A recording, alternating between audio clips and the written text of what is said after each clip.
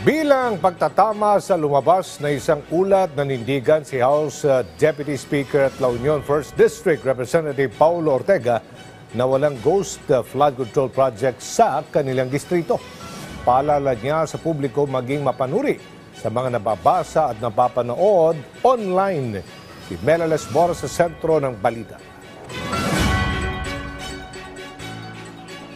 Aljo, pumalag nga si House Deputy Speaker Paulo Ortega sa lumabas na isang ulat na may ghost projects umano sa kanyang distrito. Ito ay mariin niyang pinasinungalingan kasabay ng pag-iit na talagang tinutugon na nila ang epekto ng sunod-sunod na bagyo sa kanilang lugar.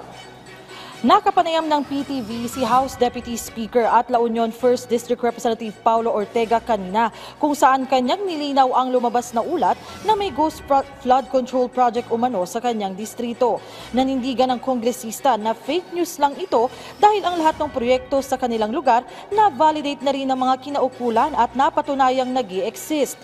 Nitong mga nakalipas na linggo, sunod-sunod ang tumamang bagyo sa La Union at iginiit niyang patuloy ang kanilang pagtugon sa epekto nito. Wala pong ghost project sa first district ng La Union. Out of 68 flood control projects, existing po lahat sila na 68. And this was even after, during the previous term pa, hindi ko pa po term. Kinount na rin po lahat.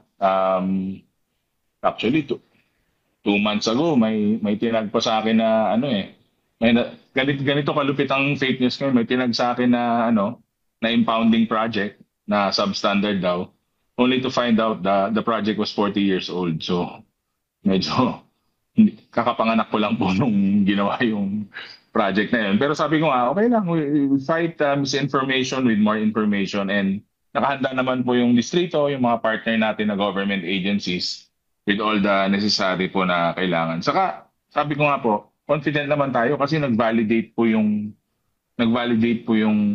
DPWH, yung mga other agencies from the national government. Sa gitna naman ng mainit na issue sa flood control projects na sinabayan pa nga ng usaping pampolitika, nanawagan din si Deputy Speaker Ortega sa publiko na maging mapanuri sa mga nababasa at napapanood online.